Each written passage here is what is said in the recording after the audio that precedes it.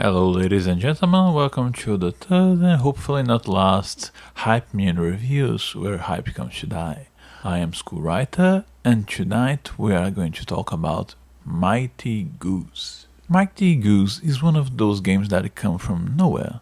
I don't know anything about the developer, producer and anything else. It just showed up on the sale. I saw the trailer, I got interested, so I decided to try this game. How did it fare?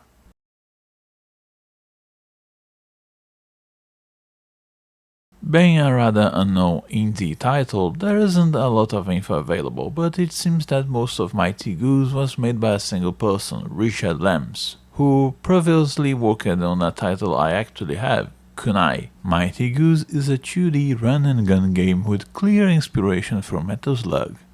So many quarters lost to that series, and Contra, I can still make the economical to this day, where you are a cyborg goose bounty hunter. Yes, a cyborg goose bounty hunter, chasing a villain called the Void King through space.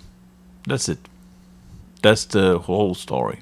Helping the goose in his quest, there is a talking rabbit to deliver exposition and, well, you get the gist of it.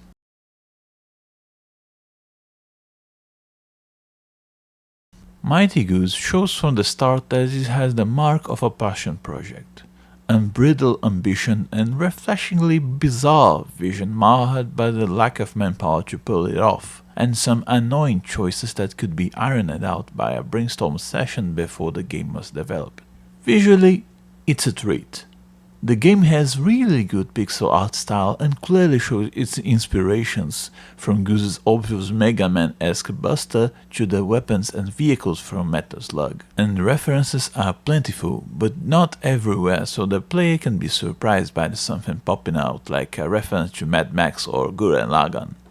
Color palettes are striking and varied, with different places having different palettes, even if similar. For example, the underground of a mine will be darker and use more brown than the underground of an ancient temple, which will be lighter and will use more grey. Even the main screen and stage select are neat. Character designs also follow this pattern, mixing utilitarian simple styles with bright colors. For example, Mighty Goose is white with orange limbs, making him pop out visually from the green, grey and blue backgrounds, or contrast against his blue enemies, showing that whoever designed him knew his homework, though this contrast is thrown off the window when the orange bugs show up. Overall, they are quite good, with larger-than-life bosses, the protagonist and their team being composed of talking animals akin to Sonic, while his foes are a mix of mechanoids and bugs. Enemy variety could be better, but again, this game was mostly done by a single person. The few cinematics in this game are also simple but good. While sadly you can skip the intro of Goose slowly landing on the current stage and make the Terminator pose most of the time, in contrast with Metal Slug where you just pop from a parachute, the other cinematics can be skipped. Most are in a cartoonish style reminiscent from Flash games, but they are brief, colorful and good. And the extra stage of the beach planet has one of the most awesome boss introductions I've seen in games, and I'm not exaggerating. If I had to point out a bad part of the visuals is that there are so many effects that it gets easily cluttered, and in a run and gun game this is absurdly lethal. I died many times just because not only I couldn't see enemy fire in the middle of the explosions, even if the enemy projectiles was highlighted, I literally couldn't see where the goose was. Combat effects also follow Metal Slug style, with the shotgun being an enormous blast, but weirdly there is no gore and there is gore. At best, when you fire against your foes they turn to bones, but no blood to be seen. So it's no surprise that the visuals were the primary hook into pulling me into this game. It's goofy, it's effective, it's vibrant and it is interesting.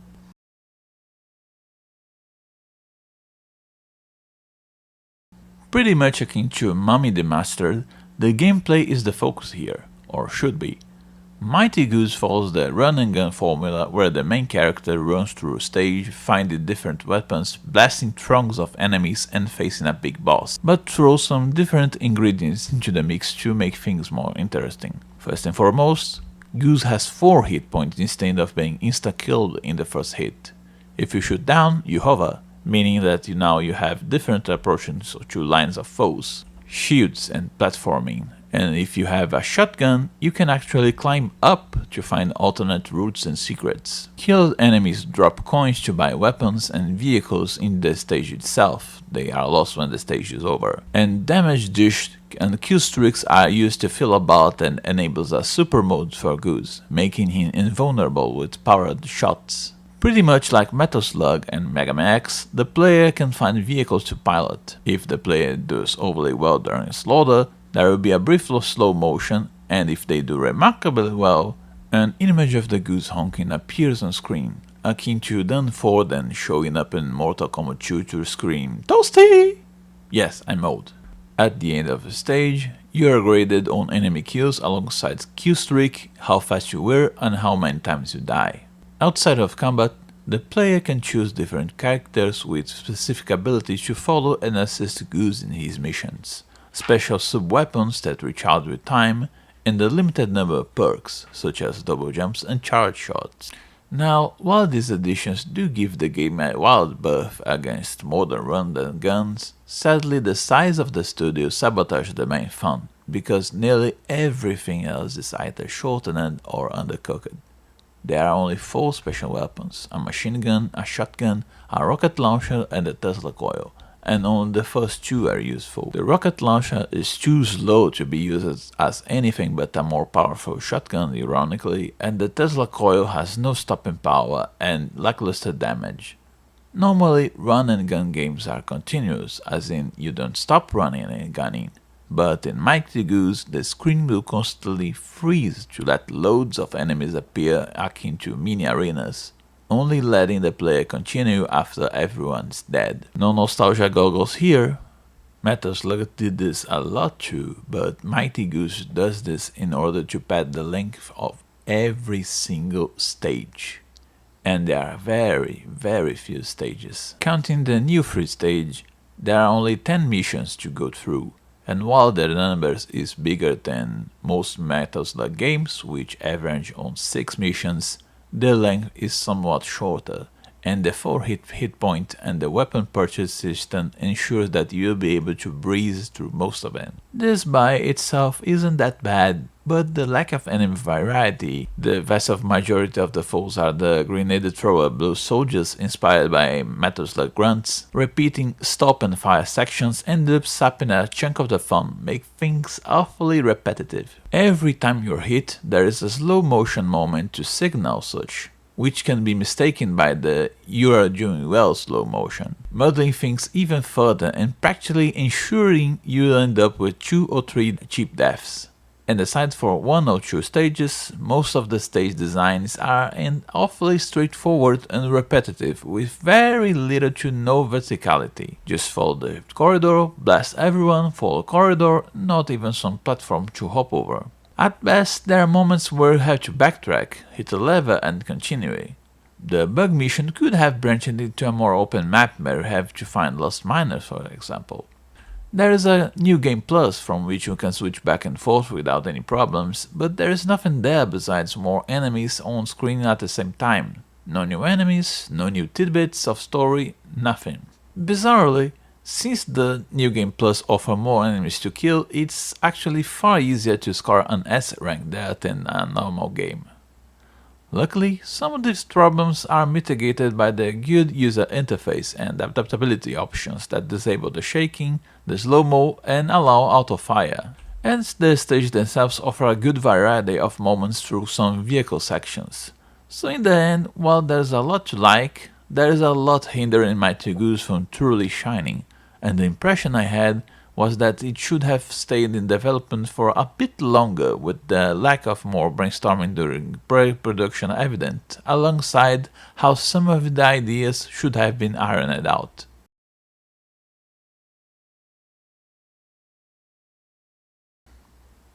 Writing? What writing? This is one of those games with an absolute excuse plot in order to shove the main character in all sorts of violent scenarios as the developer could make. It completely runs on rule of cool, where you go to maximum security prisons, armored convoys, mines infested with bugs, and even a beach planet. and it compensates the lack of any writing with ludicrous and awesome moments inspired by games of the PS1 era. The convoy may be inspired by Mad Max, but all I could think of was Mega Man X4. We don't know who is the Goose. Why is he after the Void King? But here fight giant cars, ancient wizards, bug monstrosities that have little to no cohesion to each other. There is basically absolutely no characterization whatsoever. Goose runs on rule of cool mixed with rule of weird, honking happily in the middle of carnage, and never utters a single phrase. He has an annoying game helper in the shape of a bunny that keeps interrupting the action to state the obvious. He could be axed and nothing would be lost, and sadly you can't get rid of him. Yes, I know I'm in a desert out to destroy a convoy. I read the mission briefing. No need to stop me to say the same thing again and again and again. Weirdly, the last extra chapter does offer some better tidbits in characterization, with the weird penguin known as the Baron screaming at his minion as the Goose is near his position.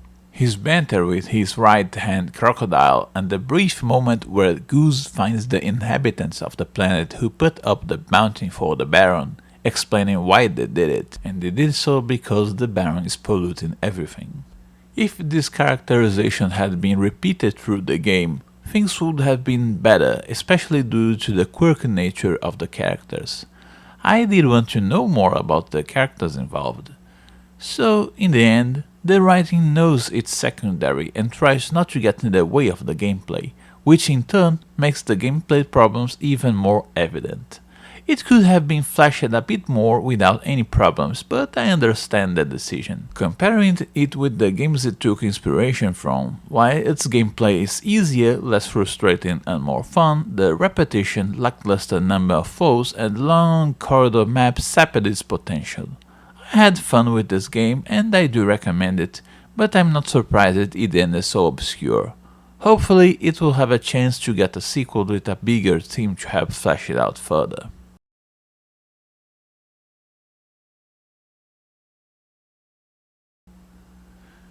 Yes, of course Mighty Goose has an announcer happily screaming "Heavy Machine Gun" whenever you find that power-up. Of course the enemies scream in pain whenever you hit them with a shotgun blast to the face. What part of Inspired by Metal Slug didn't you get?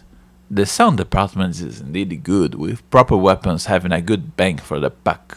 But the department that truly shines and is as good as the visuals is the music. It's composed by Dominique Niemark and, surprisingly, I'm familiar with his work. In fact, the two people who read my reviews may recall Botvice, and if his work there was pretty good, here he really outshines himself with a current musical theme that evolves as the stage goes forward. For example, the Zandbach stage theme is slower and heavy, serious, but as soon as the second part of the stage begins with Goose hopping onto the convoy he has to destroy, the pace speeds up without losing the overall theme of the stage, while maintaining the overarching Mighty Goose theme within.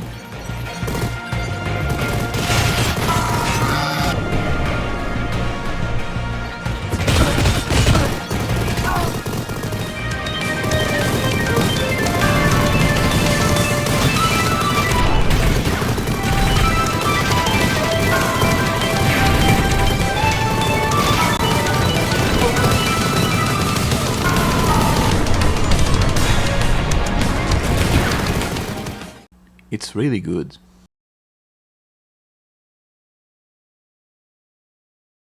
In the end, yes, I recommend it, but buy it on a sale. It has a lot to love, but it also has a lot of problems.